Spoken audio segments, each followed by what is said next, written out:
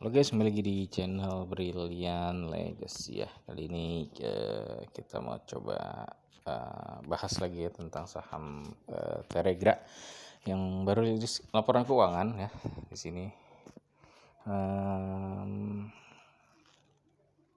Ya posisi masih merugi dan di 2024 ini lebih besar lagi ya kerugiannya.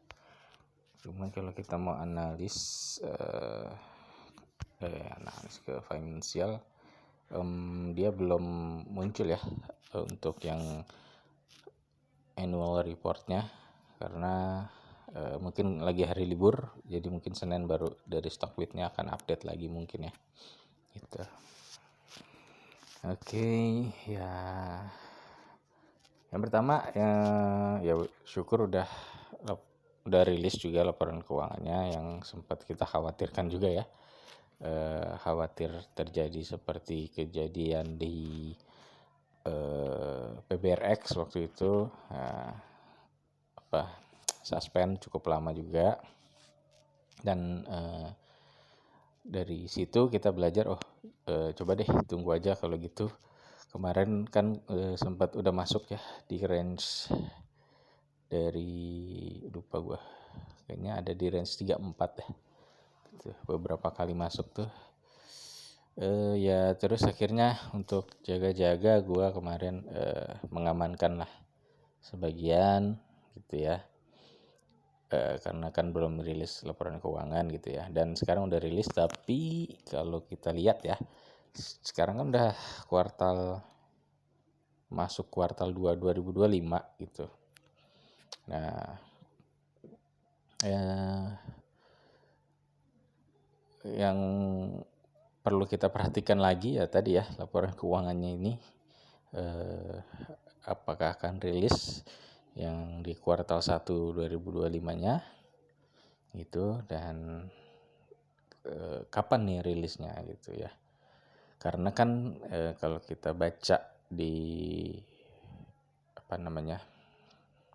public expose, dia punya rencana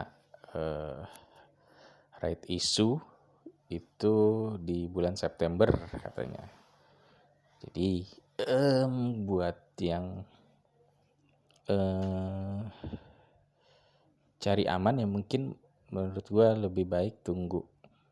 Kalau mau masuk ya tunggu di bulan September deh gitu ya, benar kejadian gak right issue-nya gitu. Dan ya apalagi ya, di kuartal pertama 2025 juga kita bisa cek juga ya, maksudnya di public expose-nya itu kan, kalau kalian ingat itu dia mau akuisisi beberapa PLTM yang sudah berjalan berarti. Nah itu kalau kita lakukan akuisisi harusnya kan dari sisi revenue sudah ada gitu ya. Kalau kalian cek di sini revenue-nya itu kan kosong ya, karena memang katanya dia mau fokus untuk ke pembangunan PLTA-nya gitu ya.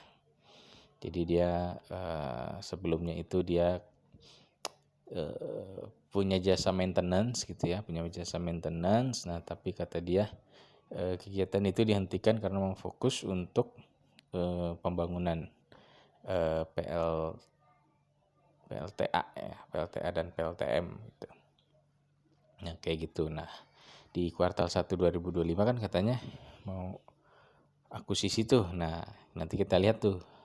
Jadi mungkin kita bisa wait and see dulu, lihat kuartal 1 2025-nya nanti seperti apa laporan keuangannya gitu ya. Dan ya better sih memang kita nunggu di September kali ya, nunggu right issue. Kalau udah bener right issue kan berarti udah bener tuh ada ada investornya gitu ya, ada investornya yang rencananya katanya mau masuk. Nah kemungkinan tuh dia mau right issue. Nah kalau